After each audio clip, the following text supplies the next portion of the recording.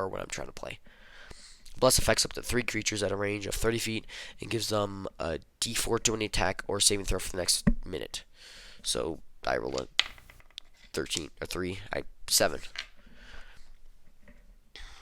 Um, Requires concentration, verbal, and somatic components, and possibly a sprinkle of holy water if you do not have a spell focus. Takes an action. Cure wounds affects a creature that you touch and heals a D8 plus wisdom modifier. Because of my life cleric, I add 3 to this, so it's plus 5. Add requires somatic and verbal components. It takes 1 action. Does not work on undead and constructs. Undead, zombies, constructs like robots. Healing word affects a creature within 60 feet of you. Gains a D4 plus wisdom modifier because I'm a life cleric. I add 3 to it, so it's a 5. Requires verbal components. Takes 1 bonus action. Does not work on undead and constructs. Create or restore water. Creates up to 10 gallons of water. Clean water, just water, or is rain in a 30-foot cube, or destroys 10 gallons of water, or a 30-foot cube of fog up to 30 feet away. Requires verbal, somatic, and a drop of water. Creating a few. If creating water takes a sprinkle of water, or if destroying it takes a few grains of sand. If you do not have spellcasting focus, requires an action. Command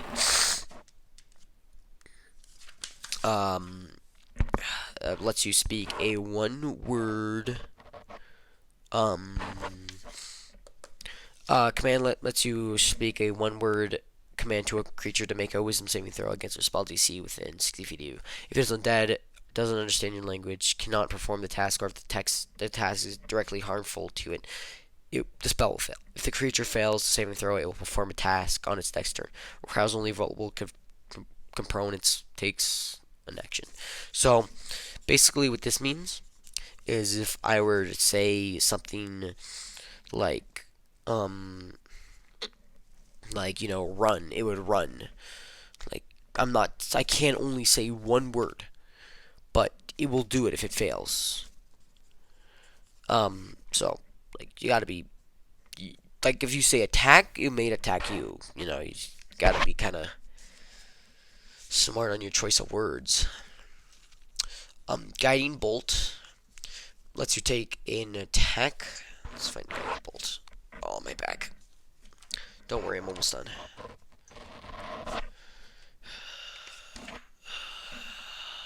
Guiding bolt.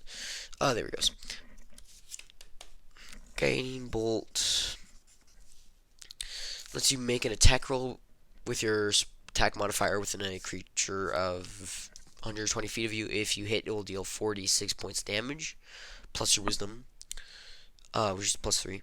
And the next attack made on the creature, my wisdom, not your wisdom.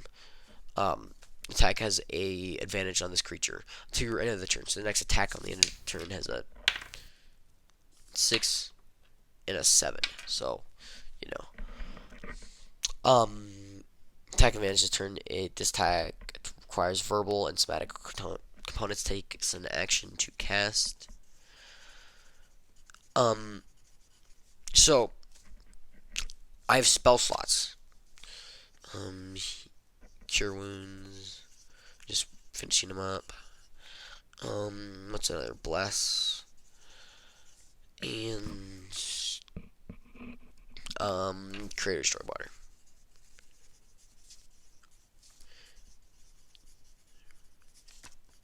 So if I have 2 spell slots. So I can only cast 2 spells. I can cast Healing Word, spend 1, and Create or Destroy Water. And then I'm done. I can cast as many of these I want, many cantrips, but only 2 of those for the amount of spell slots I have. Spell slots will change with your level. See, you get 4 first level spell slots at level 20. So I still won't even be able to cast all of them. But I'll at least have a 9th level spell, so that's good. me back. Okay. That is spells done, thankfully. And hour and 45 minutes. Pretty good time. Pretty good time. Probably gonna be 2 hours. Now all the things that I forgot about. Health or hit points is your health. It's determined by a D8, for instance. Like you see right here. D8 plus cleric level. Or D8 per cleric level. So one of these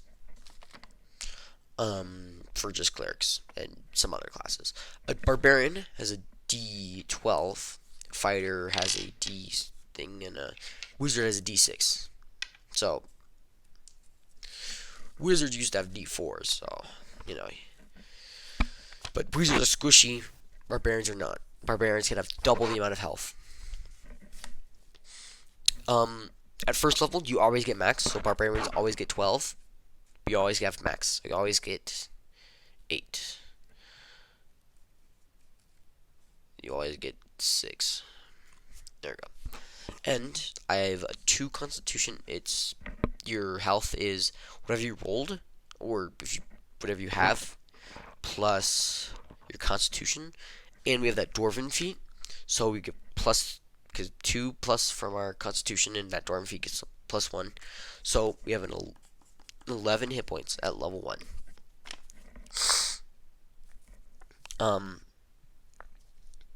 At later levels, you can either roll for it. So an 8, wow, that was good. That'd 21. That'd be a 21. I'd have a 21. Or 22, I forgot. If I roll an 8. Or you can take the average, which is a 5 for some reason. It's not a 4, it's a 5. So I'd have a 8. Yeah, 8. So I'd have a 19 instead. There's a good chance you could beat it. There's also a good chance that you could not beat it.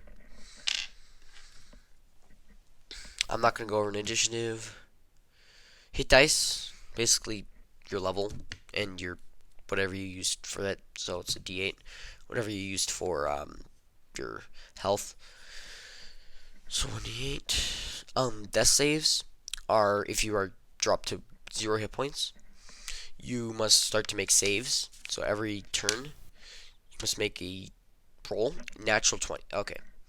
So, natural 20s. Let me go after this. So, you must have to roll over a 10. Rolled an 18. Rolled an 18. I mark a success. If I roll a 9, I mark a failure. If I have 3 successes, I become stable, and I don't have to make any more rolls. If I get 3 failures, I die. You get 2 failures automatically if you get hit. If you roll a natural 20, you automatically come back to life at 1 hit point. If you roll a natural 1, you get automatic 2 failures. Nothing changes this. Maybe I have magic items, but nothing really changes it. I will not go over actions, bonus actions, reactions, or combat as a whole, as that would violate the Terms and Conditions Act of 1994, because I said I would teach you how to make one, not how to play one. And it's... what time is it? Oh.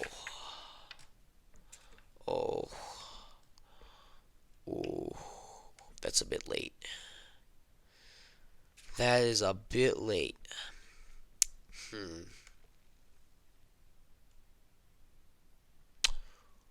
Well, I really gotta go to bed. But, alas, I'm not done.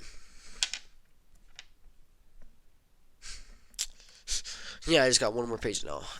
Okay, so, probably much more you can do. And much more have I missed, such as initiative, but one thing to know.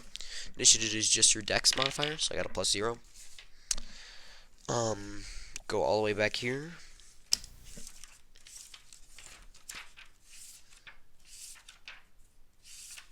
And this is the experience points needed to go for each level. Just look at that. Proficiency bonus, so this is what you need to make each level, so You know, and it's currently, what time is it?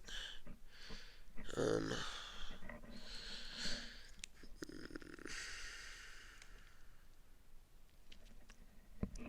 okay. Well, I would just really recommend you play. Um, because if you play, like, it's currently, like, at a, D&D is currently actually coming back, you may actually know it, or you're, like, I don't know, older people may know it. Came out, how when did it come out? 1970s, I believe, maybe 1960s, maybe. But basically, it's recently have resurgence. So, you know, if you promote the good word and stuff, and I will finally get to go to bed. Yeah. Okay. 11:21. Goodbye. This is my TED Talk.